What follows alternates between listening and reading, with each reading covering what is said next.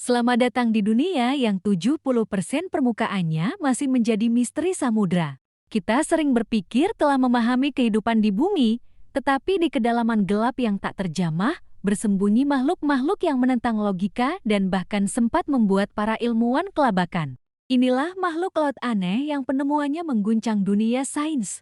Kita mulai dengan hiu dari mimpi buruk, hiu berjumbai, atau whale shark. Ditemukan hidup di kedalaman, makhluk ini sering disebut fosil hidup karena penampilannya yang sangat primitif, mirip dengan apa yang kita bayangkan sebagai monster laut purba. Dengan tubuh seperti belut, ia memiliki 6 pasang celah insang dengan tepi seperti rendah jumbai. Tetapi yang paling mengerikan adalah mulutnya. Hiu berjumbai memiliki lebih dari 300 gigi berbentuk jarum yang tersusun dalam 25 baris, siap menjebak mangsa apapun yang berani mendekat. Ketika ia muncul di perairan dangkal, para ilmuwan awalnya bingung. Tidak yakin apakah mereka melihat spesies yang punah ataukah keturunan langsung dari era Cretaceous. Selanjutnya, ada cumi-cumi sirip besar atau big fin squid. Bayangkan seekor cumi-cumi dengan lengan dan tentakel yang luar biasa panjang bahkan mencapai 15 kali panjang tubuhnya sendiri menjulur seperti spaghetti yang kusut. Makhluk ini benar-benar tampak seperti alien. Para ilmuwan sangat sulit mempelajarinya karena hanya sedikit yang pernah difilmkan, dan setiap penampakan selalu terjadi di zona hadal, zona terdalam samudra. Lengan cumi-cumi ini tidak digunakan untuk berburu dengan cara biasa. Sebaliknya, mereka dibiarkan menjuntai pasif di air, menunggu mangsa kecil berenang menabrak jaring tentakelnya yang lengket. Kemisteriusan dan desain tubuhnya yang tidak konvensional membuatnya menjadi salah satu teka-teki terbesar biologi laut. Beralih ke ikan yang wajahnya sering kita jadikan meme, si blobfish.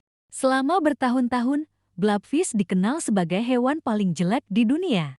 Namun, para ilmuwan kemudian menjelaskan bahwa penampilannya yang meleleh dan sedih itu hanyalah artefak tekanan.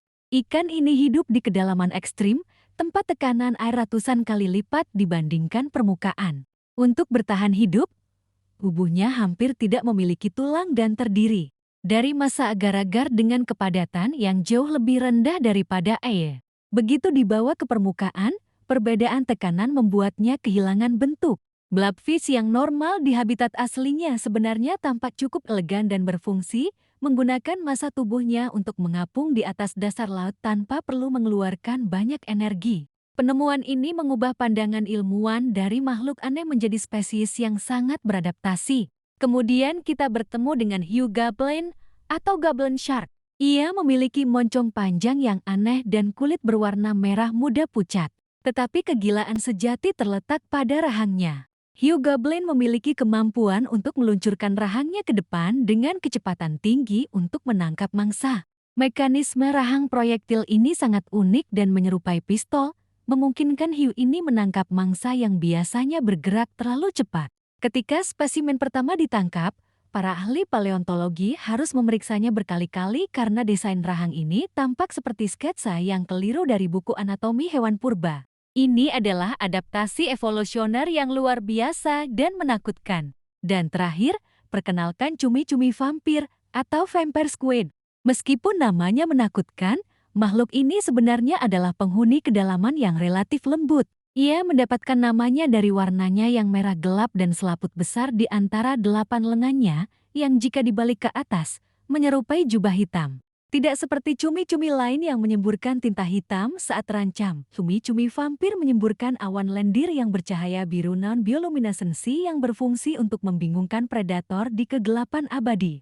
Ia adalah satu-satunya anggota ordo yang masih hidup, menjadikannya fosil hidup lainnya, dan pengungkapannya memaksa taksonomi laut untuk direvisi.